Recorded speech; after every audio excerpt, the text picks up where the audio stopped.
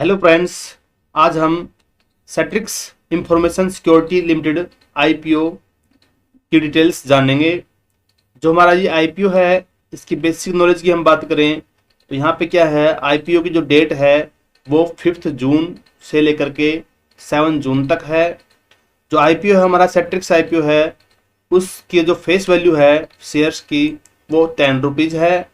और जो प्राइस है वो यहाँ पर 121 पर शेयर है। इट मीन्स ये प्राइस है, यहाँ पे फिक्स्ड प्राइस है। जो आईपीओ का जो इश्यू है प्राइस है वो फिक्स प्राइस है। और एक लोट का साइज जो है वो रहेगा 1000 शेयर्स रहेगा। टोटल जो फंडिंग कंपनी को करनी है वो 21.78 करोड़ को कलेक्ट करना है, कंपनी का मेन उद्देश्य है। और यहाँ पर हम बात करें कि जो कंपनी की डिफरेंट डेट्स की बात करें तो यहाँ पर ओपन हो रहा है आईपीओ 5 जून को, क्लोज हो जाएगा 7 जून को। जो अलॉटमेंट है शेयर्स की वो हो जाएगी 10 जून को। और जो जिन लोगों को शेयर्स नहीं मिलेगा उनको जो रिफंड होगा वो 11 जून को उनको मनी ट्रांसफर हो जाएगा। और क्रेडिट ऑफ शेयर्स, जो शेयर्स हैं अलॉटमेंट होने के बाद उन पर्सनस के जिन्होंने अप्लाई किया था, अगर उनको अलॉट हुआ है तो उनके खाते में डीमैट अकाउंट में क्रेडिट हो जाएगा 11 जून को। और आईपीओ का जो लिस्टिंग डेट है वो है 12 जून है। तो यहाँ पर हमारे पास कि जो आईपीओ है, investor can bid a minimum of 1000 shares. कम से कम एक लोट का जो साइज है वो 1000 शेयर है। और उसके लिए जो इन्वेस्टर है उसको 1,21,000 क्या करना पड़ेगा, पेड करना पड़ेगा उसमें। तो यहाँ पर हमारे पास हम बात करें कंपनी के बारे में तो कंपनी जो है डिफरेंट जो है सर्विसेज, साइबर जो क्राइम है उससे रिलेटेड सर्विसेज प्रोवाइड करती है। और इसमें जो ये सर्विस है वो असेसमेंट सर्विसेज प्रोवाइड करवाती है। जो आईटी इंफ्रास्ट्रक्चर मैनेजमेंट से रिलेटेड जो सर्विसेज है वो प्रोवाइड कराती है। जो hybrid IT services and solutions है वहाँ पे काम कर रही है कंपनी।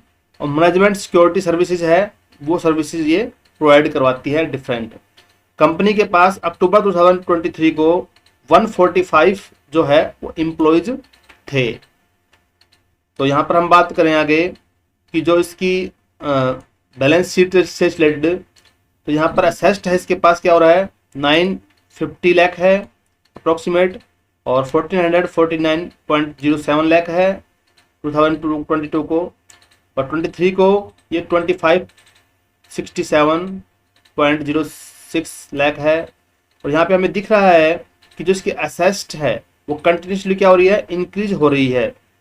और यहाँ पे रिवेन्यू की बात करें तो रिवेन्यू हमारा क्या हो रहा है कि 2120.23 जो लाख है।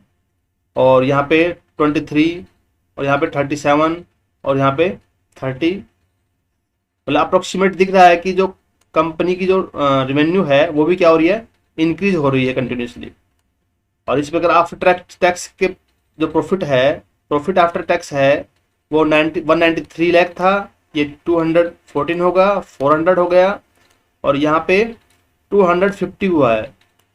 यहाँ पे दिख रहा है 9 मंथ का है ये, तो 3 मंथ और लगा लो इसमें। तो ये अप्रोक्सीमेट इससे 2023 से कम ही रहेगा। तो यहाँ पे प्रॉफिट भी कंटिन्यूसली अप्रोक्सीमेट इंक्रीज ही हो रहा है। नेटवर्थ की बात करें हम, ये कंपनी की नेटवर्थ जो है वो भी क्या है, कंटिन्यूसली इंक्रीज हो रही है। ये इंक्रीज होकर के लास्ट में 31 दिसंबर 2023 को 1446.96 हो गई है। हम रिजर्व एंड सरप्लस की बात करें तो 946.96 है। और जो टोटल कर्जा है कंपनी के ऊपर वो 384.77 है, जो कि इंक्रीज हो रहा है। 23 में डिक्रीज हुआ, फिर से ये इंक्रीज हो गया। तो जो कंपनी का जो मनी है वो कहाँ यूज करेगी, उसके लिए कंपनी दे रखा है कैपिटल एक्सपेंडिचर दे रखा है, परचेजिंग फर्नीचर फिक्सचर्स एंड जो है air conditioning for a new office. उन्होंने नया ऑफिस स्टार्ट किया है, वहाँ पर वो उसका इंफ्रास्ट्रक्चर प्रोवाइड करेगी। To purchase installation of IT equipment, computer hardware service, sand storage, CCTV cameras, इनके लिए वो खर्च करेगी। बिजनेस एक्सपेंशन के लिए क्या करेगी, development of new product and technology, नई टेक्नोलॉजी में और नए प्रोडक्ट लॉन्च करने में उसको यूज करेगी। और अदर बिजनेस एक्सपेंशन में बनी कंपनी अपने व्यवसाय के विस्तार करना चाह रही है उसमें उसको खर्च करेगी। और जो एडिशनल वर्किंग कैपिटल की जो कंपनी को रिक्वायरमेंट है तो उसमें भी इसको यूज करेगी। और जनरल कॉर्पोरेट पर्पज है उसमें इसको यूज कर सकती है कंपनी। तो हम बात करें डिफरेंट रेशो की यहाँ पर, तो डिफरेंट रेशो से हम बात करें कि जो की परफॉर्मर इंडिकेटर्स हैं, परफॉर्मेंस इंडिकेटर हैं, वो यहाँ पे ROE है, रिटर्न ऑन इक्विटी, वो 18.99 दे रखा है। ROCE, return on capital employed, जो दे रखा है यहाँ पे 20.93 दे रखा है। ये डिफरेंट जो रेशियो है इनकी हम डिटेल्ड नॉलेज गेन करने के लिए हमें स्टडी करना पड़ेगा पहले इनको।